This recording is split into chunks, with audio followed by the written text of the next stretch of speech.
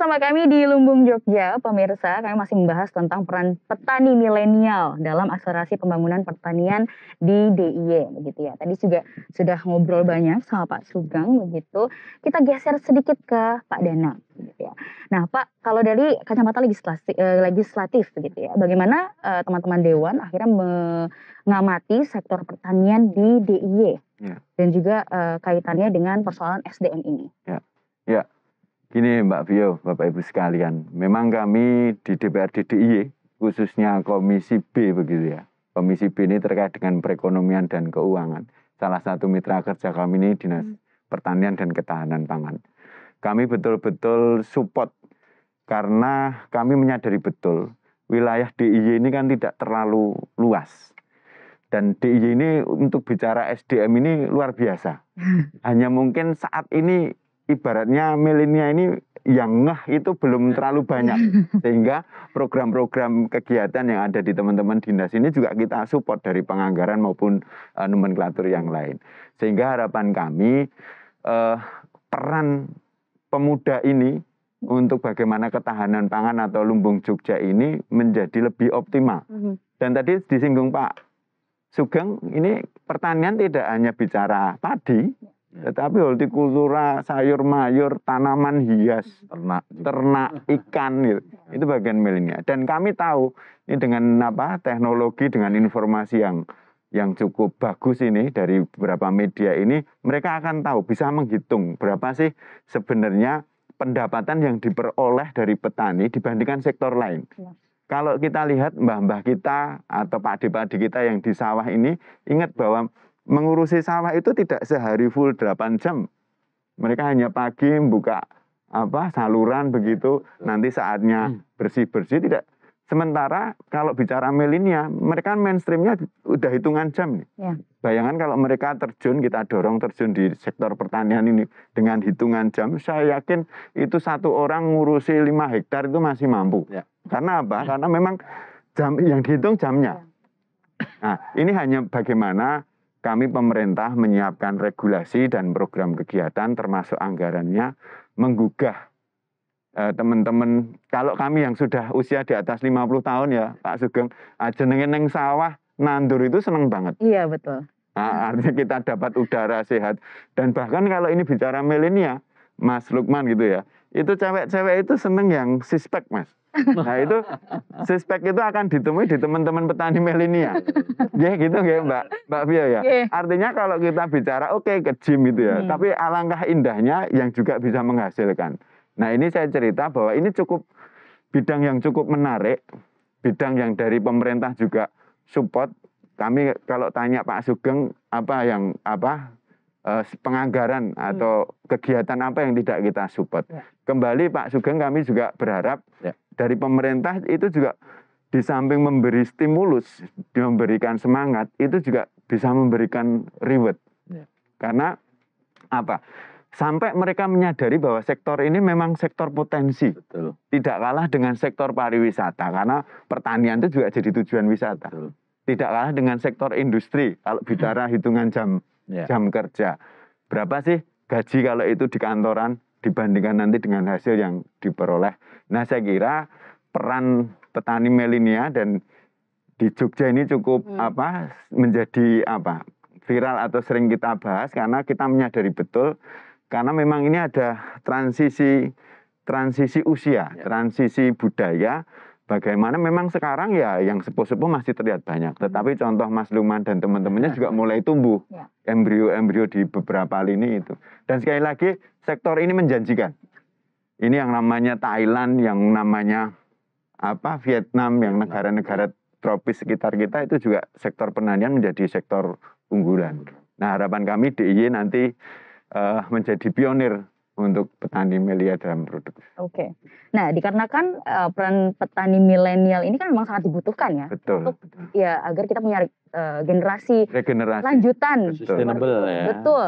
Ya kan, dalam akselerasi pembangunan pertanian di DIY juga gitu. Nah, maka salah satu inisiasi dari Dinas adalah membentuk forum komunikasi petani milenial di DIY. Mungkin saya mau tanya nih sama Mas Lukman. Bisa tolong diperkenalkan dulu dan diceritakan dulu. Ini sebenarnya forumnya bagaimana, dan juga apa yang sudah dilakukan dan kegiatannya apa aja gitu. Oke, terima kasih Mbak Vio, Pak Sugeng, Pak Danang. Ya, jadi di forum komunikasi petani milenial DIY ini adalah forum komunikasi di mana kita memotivasi para petani-petani milenial di DIY, juga meregenerasi para petani-petani milenial di DIY, harapannya untuk menyiapkan generasi-generasi berikutnya seperti yang Mbak Vio Ya. bicarakan tadi ya, bahwa tahun 2060 sekian itu akan tidak ada petani lagi gitu. Iya. Tapi menurut pandangan saya itu tidak akan terjadi, insya Allah Mbak gitu. Karena kita petani milenial itu sudah mulai bergerak mulai sekarang meregenerasi para petani-petani milenial untuk menjadi penerus-penerus para petani itu dengan caranya masing-masing kayak gitu. Nah, kita bertugas untuk pertama mendukung program pemerintah jelasnya. Kedua, membuat forum komunikasi. Ketiga, memotivasi para petani milenial dan menyiapkan generasi-generasi berikutnya seperti itu. Nah, di situ ada ketua, bendara, sekretaris, lalu 5 pokja. Jadi di DIY ada 5 kabupaten itu, masing-masing ada PJ satu-satu. Nah, tiap pokja itu nanti mengkoordinir petani milenial di wilayahnya. Nah, dari mungkin data di DIY ini ada sekitar dari umur 20 sampai 40 ini kan petani milenial ini umurnya antara 19 sampai 39. Nah, itu kurang lebih ada 1 juta lebih populasinya. Nah, itu baru 600 orang yang masuk ke dalam petani milenial. Nah, ini kita mengajak ini ya, petani milenial ini bukan gambaran petani-petani yang harus ke sawah, ya, nanam kotor-kotor enggak. Tapi kita bisa udah adaptif gitu ya. Bisa bertani lewat HP bisa, bertani lewat rumah bisa. Jadi itu nanti akan kita berikan gambarannya ke depan nanti. Nah, kemarin baru dikukuhkan tanggal 23 Ya. Pak Kepala Dinas. Dilantik sama Pak Kepala Dinas. Ya, ini buat saya ini. Baik. Nah, sekarang kan sudah banyak universitas gitu ya yang punya jurusan pertanian, perikanan, peternakan seperti itu, dan itu juga menjadi salah satu aspek dari pertanian juga begitu. Nah, apakah dari lulusan mahasiswa itu juga membantu populasi SDM untuk regenerasi milenial ini, Mas? Iya, banyak sekali. Kebanyakan dari Polbangtan, pertanian, Fakultas Pertanian, lalu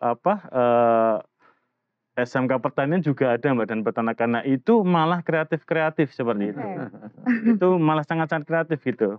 Bahkan udah menjadi pionir-pionir petani modern di daerah masing-masing seperti itu.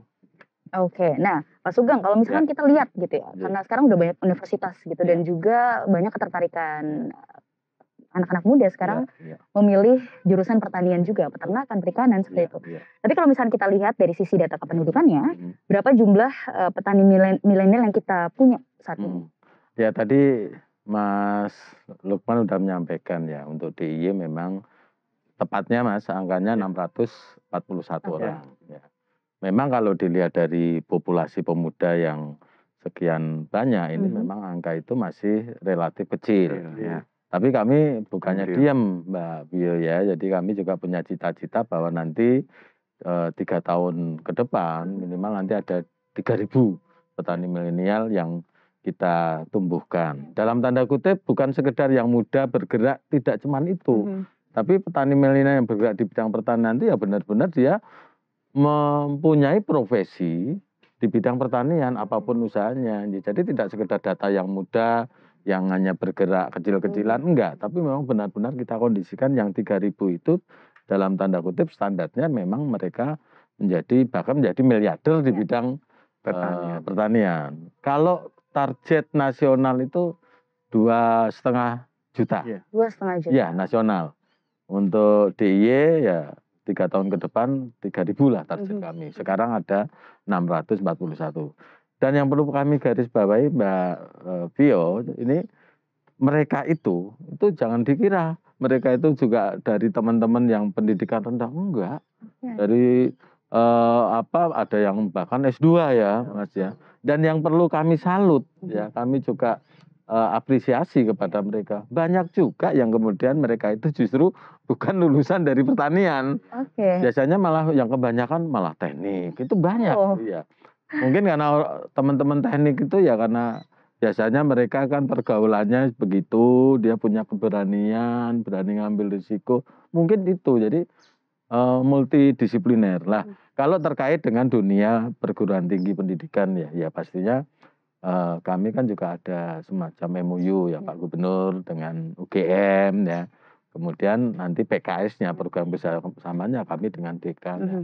Nanti dari pintu masuk ini kita kan bisa saling tukar pendapat, kita saling elaborasi, saling memanfaatkan peran dan tupoksi masing-masing untuk diterjemahkan atau direalisasikan dalam bentuk pembangunan pertanian arti luas dengan melibatkan pemuda-pemuda milenial ini. Ya, oke, berarti memang potensinya besar sekali, gitu ya. Apalagi sekarang anak milenial zaman sekarang gitu ya. Ini idenya banyak, kreatif juga, dan suka ubek, suka mengkombinasi ini itu segala macam.